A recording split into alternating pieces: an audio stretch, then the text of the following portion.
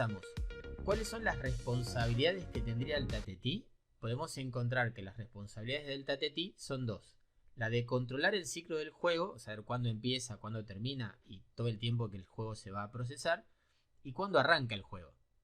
Esas serían las responsabilidades que el Tatetí por defecto tendría. Entonces, cuando nosotros hablamos del ciclo del juego, vamos a decir que siempre vamos a inicializar las variables, las estructuras o todo aquello que necesitemos darle comienzo antes de arrancar el juego, levantar, digamos, todo lo que signifique crear instancias nuevas va a estar representado en este inicializar.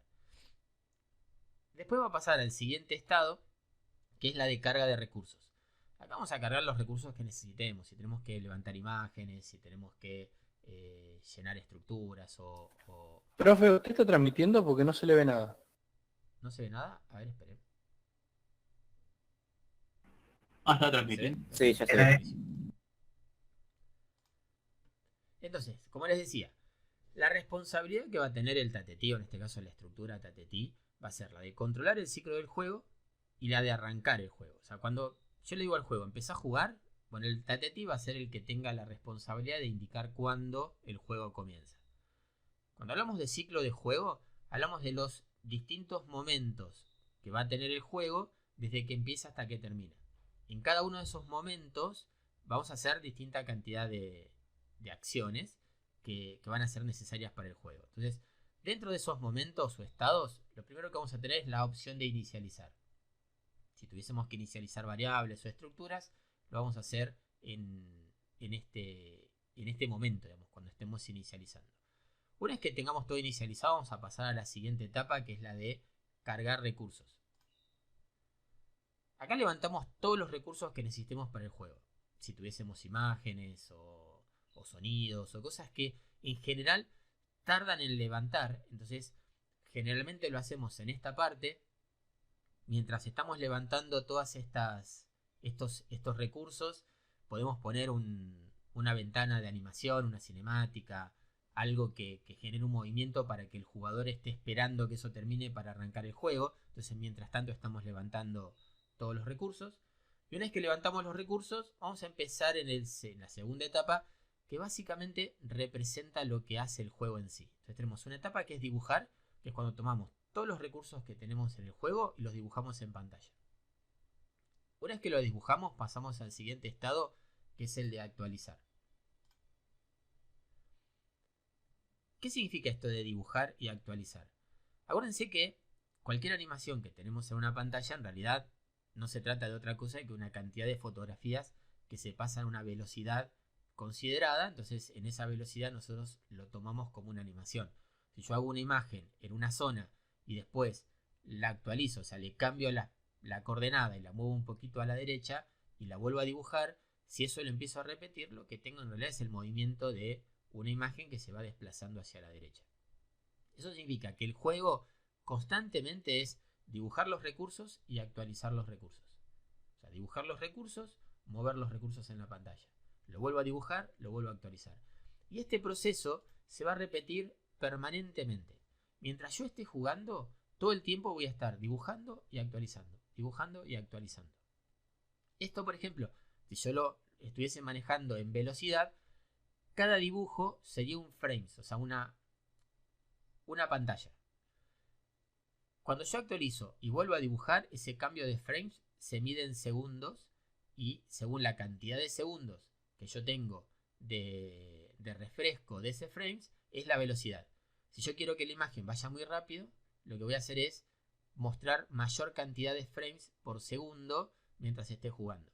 Si yo quiero tener una animación más lenta, voy a mostrar menor cantidad de frames por segundo. En general, si estamos hablando de una pantalla normal como una PC, estamos en 60 frames por segundo. Y generalmente en un juego de consola o un juego X podemos estar en 30 frames por segundo. En el caso de C Sharp no vamos a poder manejar los frames por segundo o la velocidad que nosotros queremos del juego, ¿no? Por lo menos desde el punto de vista o pensándolo como frames. Vamos a tener otro truco. Pero después cuando levantemos el framework de Monogames, vamos a ver que ahí sí tenemos la posibilidad de indicar qué cantidad de frames queremos usar como velocidad. Pero mientras estemos en esta parte, dibujando y actualizando, vamos a estar jugando básicamente. Y el juego siempre va a ser eso, va a ser dibujar los recursos en la pantalla y actualizarlos.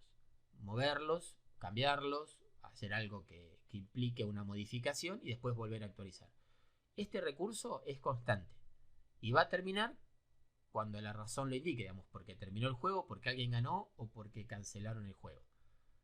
Una vez que yo termino de hacer todo esto y decido salir, cuando le doy la orden de salir, el siguiente estado de este ciclo del juego va a ser la de descargar los recursos. Todos estos recursos que yo tenía en memoria, los descargo, los bajo, para que no ocupen espacio en memoria. Y una vez que hago todo eso, tengo la opción de terminar. Termina el juego y se cancela. Si sabemos que esto que estábamos programando son responsabilidades del TATT, estas funciones o acciones las vamos a hacer dentro de la estructura del TATT. Entonces vamos a crear una función que se llame inicializar.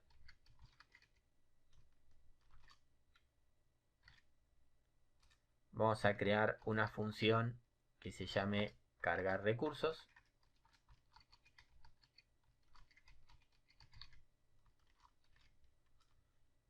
Vamos a crear una función dibujar.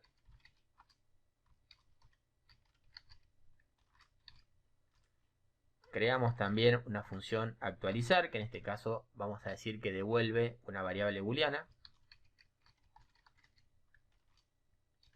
Solamente para completar el código y que no me marque error, voy a forzar que devuelva verdadero. Y después nos quedan los otros dos estados del ciclo de vida, que era descargar recursos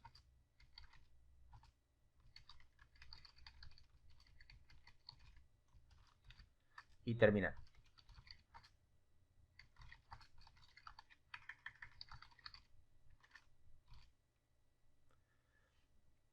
Y obviamente nos queda un evento más que está fuera de este ciclo, que es el que usábamos como disparador de inicio, ¿no? Dijimos que otra responsabilidad que tenía el TATT era arrancar el juego. Entonces vamos a crear una función que no devuelve nada, que se va a llamar jugar. En realidad suele llamarse play, pero digamos, si estamos haciendo todo en español, lo dejamos en español. ¿Y para qué me va a servir esta función? Yo voy a hacer esto, voy a agarrar acá, voy a poner numeral región ciclo del juego y vamos a separar este código, así ya nos queda más limpio.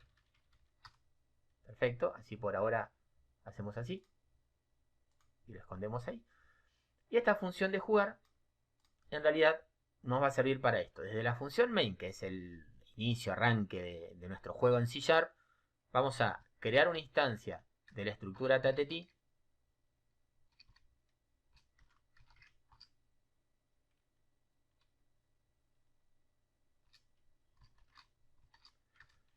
y desde la estructura TATT le voy a decir que arranque el juego. Y con esto termina. Vamos, con esto ya está, digamos. Esta parte del código no nos interesa más. No vamos a volver a esta parte del código. Es simplemente el arranque. Entramos por acá, pasamos el control al juego TATT y a partir de ahí se encarga de hacer todo el juego TATT. Entonces, ¿qué vamos a tener dentro de nuestra función jugar? Lo que vamos a tener dentro de nuestra función jugar es justamente la lógica del algoritmo para manejar este ciclo de juego. Entonces, primero llamamos a inicializar,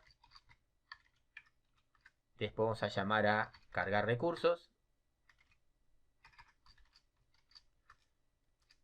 Acá vamos a tener el famoso bucle de dibujar, actualizar, que se va a repetir constantemente. Obviamente vamos a usar una estructura que ya venimos usando bastante y que ya la tenemos probada. Entonces vamos a crear una función, una estructura de este tipo, una variable booleana de tipo salir, que es igual a falso. Vamos a usar el do while. Dentro de la condición del while vamos a usar la negación de la variable, o sea, mientras esto se cumpla, va a seguir repitiéndose. O sea, si yo lo tengo en falso, acá estoy diciendo que es no falso. El no falso es verdadero. Entonces, si salir es igual a falso, no va a salir nunca de este bucle. porque como esto se niega, el no falso me da verdadero, como la condición me da verdadero, voy a estar dentro del bucle todo el tiempo. Para poder decirle a este bucle que termine, la variable salir la tengo que cambiar de falso a verdadero. Y dentro de la estructura vamos a poner el dibujar y el actualizar. Tenemos el dibujar y el actualizar.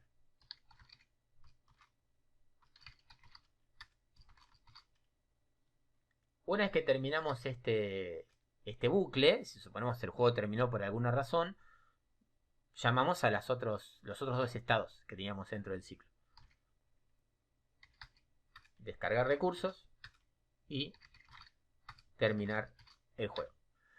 Puede pasar que alguna de estas funciones que definen cada uno de los estados del ciclo no tenga nada, o no se use, o se use poco, digamos, porque obviamente el juego tampoco tiene tanto como para necesitar usar todo en todos lados. Pero es un ciclo que nos resulta bastante útil para tener control y manejar lo que sería nuestro juego, ¿no? Poder inicializar, cargar recursos, jugar, descargar y terminar el juego con algún mensaje. Entonces, por ejemplo, yo lo que voy a hacer es, dentro de esta función cargar recursos, voy a poner el mensaje de bienvenida. Vamos a borrar la pantalla primero.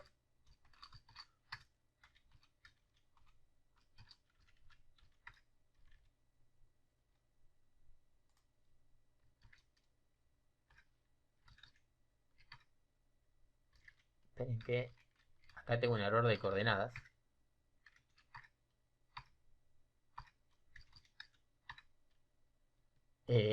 Lo puse directamente acá. Este es un tema. Ahí está, vamos por acá de vuelta. Ahora sí, vamos a hacerlo. Dentro de cargar la función, vamos a poner console.clear. Y acá les voy a pasar una pastillita. Vamos a posicionar el cursor. Acá lo que tenemos es la distancia de la izquierda y la distancia de la parte superior. No manejamos coordenadas X e Y, pero es bastante parecido. El primer valor es la distancia del lado izquierdo hasta la primera letra. Y el otro valor, el otro parámetro o argumento que le ponemos a la función, entonces, lo que estamos haciendo acá es borrando la pantalla. Y esto es una pastillita que les voy a pasar, donde yo puedo posicionar el cursor en algún lugar de la pantalla y escribir en ese lugar. Tiene dos argumentos. Left, que es la distancia de la parte izquierda de la pantalla a la primera letra que quiero mostrar. Y top es la distancia de la parte superior de la pantalla a la primera letra que quiero mostrar. Entonces, por ejemplo, en este caso, le voy a decir que lo ponga a 10 caracteres de la parte izquierda y a 2 caracteres de la parte superior. Y después le voy a decir que en ese lugar me muestre una leyenda. Por ejemplo, bienvenidos al Tatetí.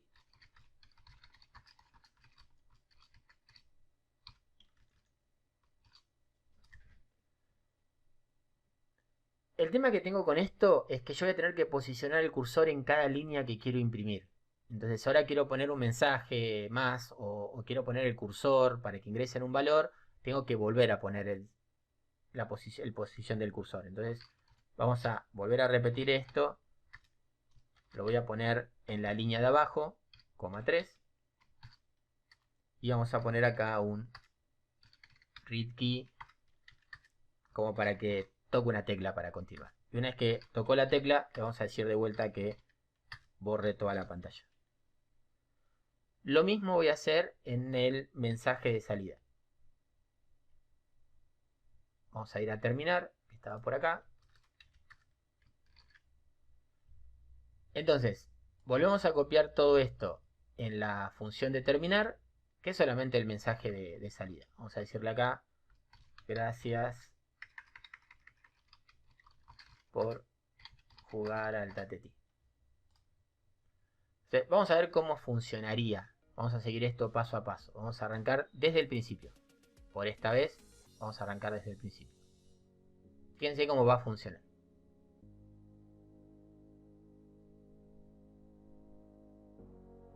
Cuando esto levante.